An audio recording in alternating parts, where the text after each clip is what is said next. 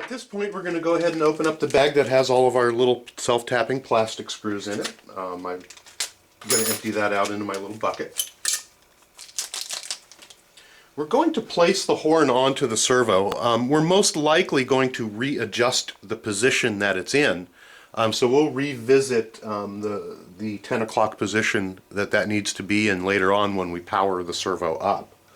So what we're going to do is just approximately place it where it should be. Go ahead and turn the servo as it sits right now, and you're going to place the servo horn over the nylon nub that sticks out, and it is splined, so make sure that you align it up properly. Just for now, go ahead and turn it from one side to the other side and make sure that you are, somewhat in the right position. Again, we're going to go ahead and to readjust that later on. We are also at this point going to put in one of the metal screws, little self-tapping screws that is in our bucket to hold it in place. We're not going to tighten it down all the way, again, because we're most likely going to end up taking that out in a little bit so that we can readjust it. Okay, so now we have the servo horn on the servo. At this point, we're going to go ahead and place the servo holder onto the servo box. And as you look at the box, there's an area, let me adjust the light here a little bit, the area that has the drop down and then a flat area on top of that. What we're going to do is take our servo saver holder, the little U bracket, and there are little protrusions out on the top, and they fit into these two little holes here. As we put it on, we want to make sure that we put it on the proper way, and that will be with these four little nubs, two on each side, sticking out, as you can see it in the video here. On the back side there is a little ridge that sticks up, so this is the way that you want them to go on. From there, we're going to take two of our plastic set screws, two of our plastic self-tapping screws, and we're going to put them in from the top. One goes in this indentation, and the other one goes in on the other corner of the box, right here. So we're going to go ahead and insert these and tighten them up.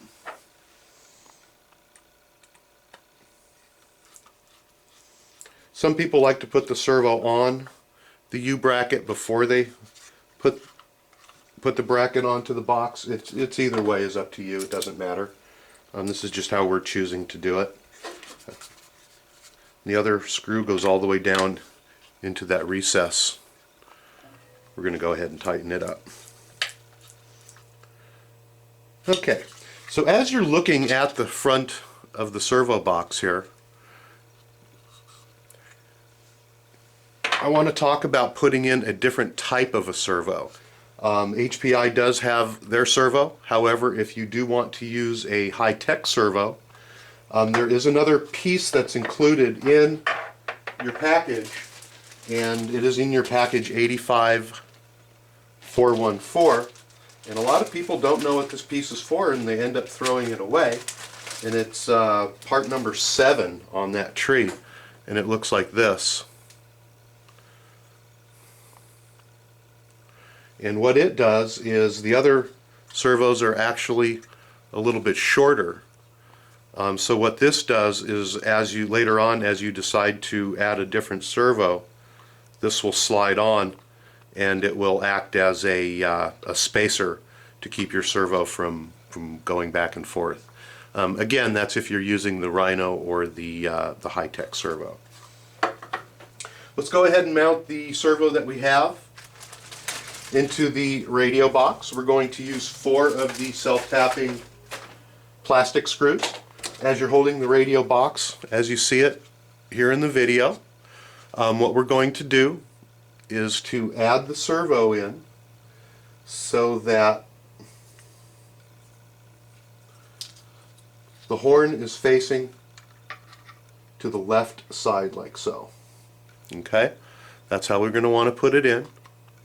Very simply, put the wire behind in through the U bracket go ahead and slide the servo over, and it will lock down into the 4 tabs on the side, and that's where we're going to go ahead and put our plastic screws in. So again, going to go ahead and insert those. You want to put them in tight, but you don't want to go so tight that you strip it. So just nice and snug is good. I'm going to go ahead and turn the video off and get those 4 put in. We've got the 4 screws that hold our servo in, so it's all set to go. It's in nice and sturdy. Now we're going to go ahead and mount the throttle servo. Again, we're using the high-tech servo. Some servos are just a tad bit shorter than others. Some are a little bit longer. The high-tech is a little bit shorter.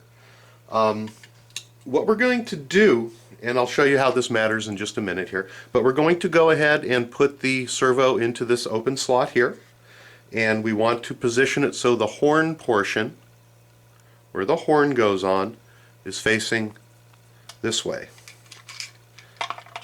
Okay, just like so. Again, you want the horn portion, where the horn is, to be most towards this end of the box. It's going to lay down onto these 4 little nubs that are located on the body of the radio box.